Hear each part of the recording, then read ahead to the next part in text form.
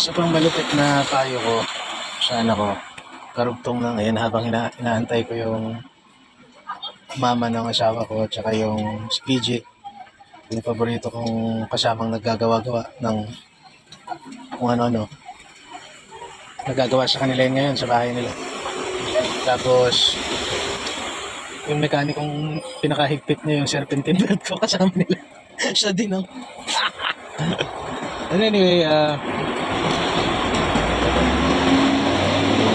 karugtong ito nung isang bilin ko sa anak ko na ngayon kasi may pera ako, konti lang. Halos mapupunta lang siya. Meron akong pinaglalaanan, no?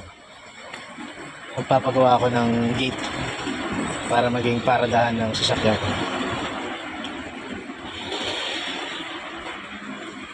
Mukhang nagagalaw-galaw ko na siya sa mga pangailangan at may posibilidad na maubos siya dito sa gagawin sa sasakyan. Siyempre, yung gasolina nung nagsundo sa'yo, yung effort nung nagsundo sa'yo, yung pyesa, yung labor ng mechanic na inaantay ko. Isang gusto kong ipaalam sa anak ko, maswerte pa rin ako kasi una-una safe sila. Pangalawa, safe kami. Pangalawa, meron akong panggastos. Yung asawa ko ngayon, kahit na nagpapagawa siya ng bahay, medyo short din siya madalas. Pero umaabot. So kung may pera ka tapos may biglaan kang kailangan pagkagastusan, bagamat nag-iipon ka, meron kang pinag-iipunan na kailangan mo, pero biglang kinailangan mo sa mas importanteng bagay, yung kailangan tugunan ngayon na,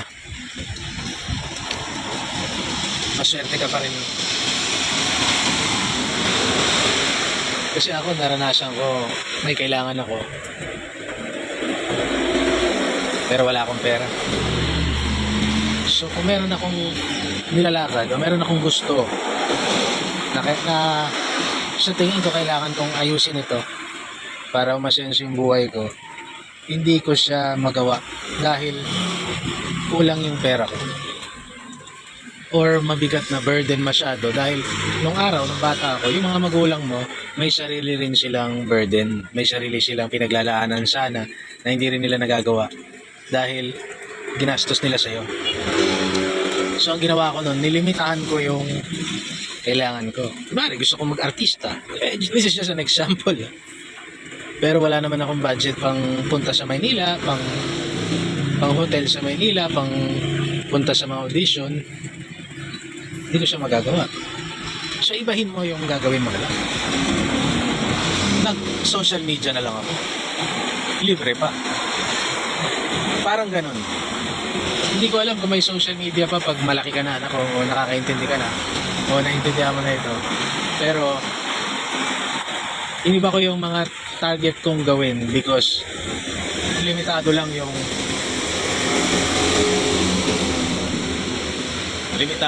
meron ako. Base lang sa kung ano yung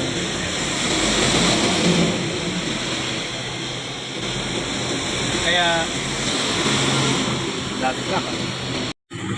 Sinasabi ko sa ito, anak, kasi marami akong nakalakihan ng mga nakasama ko, naging girlfriend ko, naging kaibigan ko, nakatrabaho ko na may mga bitterness sa magulang nila kasi hindi maibigay sa kanila yung gusto nila o hindi maibigay sa kanila yung kurso na gusto nilang aralin sapagkat mahal, gusto niya magdoktor, hindi kaya ng magulang. Ako rin ganun eh.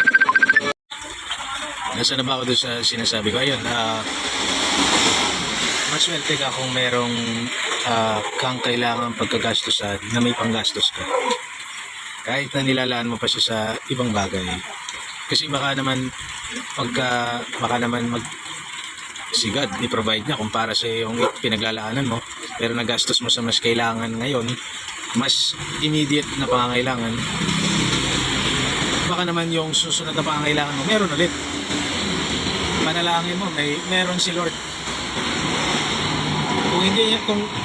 Kung hindi mo makuha sa time na yun, hindi yun para sa'yo. Ito naman sa mga in-example ko dahil sa isang video ko na hindi ka naka-reimburse or what, baka naman pwede kang mag-plea. Magsumite ka ng iyong pleading. Alam mo, abogado ang puta. Hindi, magsumamo ka. O baka naman yung makisuyo ka na bigay mo yung mga grounds kung bakit ka na-aberya. Kasi kung sa korte ang pag-uusapan natin, yung mga delay, yung mga binibigay naman yan kapag ka naman valid yung ground. O kunwari yung abogado ay may nagkasakit, o ay talagang magkakaroon ng delay, di ba? Parang gano'n lang yun. So,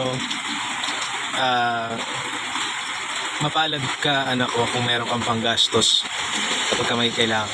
Well, may gusto kang laruan, pinag-iipunan mo siya, pero may pangangailangan na dumating, kailangan mo siyang pagkagastosan, pasalamat ka may panggastos ka. Kung wala naman, sana buhay pa kami nun. At pati mga lolo't lola mo, para baka sakali meron kang panggastos. Pero wag mo na silang hingian ng panggastos. Dapat si daddy na yung nagbibigay nun. Dapat merong edad anak ko na dapat kaya mo na sana. Anyway, ano pa ba yung naiisip ko? Ayun, kagaya ngayon, nauna yung isang video na ginawa ko.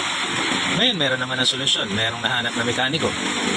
Yung kapatid ko sa Bataan, si Jerry, naka-standby siyang magpunta. Bibili siya ng piyesa doon kung sakaling kailanganin ko. Kasi yung diagnosis ng mekaniko, malayo yung panggagalingan niya Hindi nalupihan to Kabanggan. Ako, yung isang susundo galing naman Masinloc, malalayo sila. Dito kami sa gitna nadali Ang pinagpapasalamat ko na lang na okay dito sa Kabanggan kasi merong kang tatabihan, merong shoulder yung kalsada. So, kung sa iba kami na dali, mas madali doon, mas marami mekaniko doon, mas marami sigurong piyesa doon, pero mas masikip yung tatabihan ko doon. Mas makaka-istorbo ako sa mga establishments. Ay, ibig ko lang sabihin, anak ko, sa anak ko, at kung may makakapanood nito, swerte pa rin. Lagi pa rin tayong swerte. Yung mga aberya, struggle, kasama sa buhay, talagang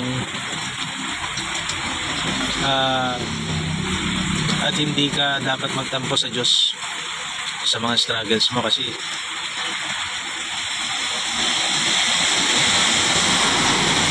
pag nasa sitwasyon ka na wala kang magawa, doon mo siya makikita. Ako, daming beses na dapat wala na ako. Kaso nandito pa rin ako. Kaya nga simula pinanganak ka, naglalagay ako sa bahay ngayon. Para alagaan ka, at saka ayoko nang sumuot-suot kung saan-saan. Gusto ko na lang alagaan ka, kayo ni mama mo, saka maghanap ng pera para sa kinabukasan natin. Pero kung magbabalik tanaw ako, gusto pa ni Lord na buhay ako. At dahil buhay ako, naging daan ako para maging magulang mo, na may panganak ka, nabuo ka. Kaya huwag ka na lang magtatampo sa Diyos pagka naranasan mo yung mga naranasan ko. Of course, ako, yung nanay ko lagi niyan sinasabi sa akin, may mga bagay na ayaw niyang maranasan ko. Kaso, hindi niya na siguro kasalanan, minsan yung mundo, nararanasan mo pa rin, o may way to test you. Huwag ka magtatampo sa Diyos. Always be thankful.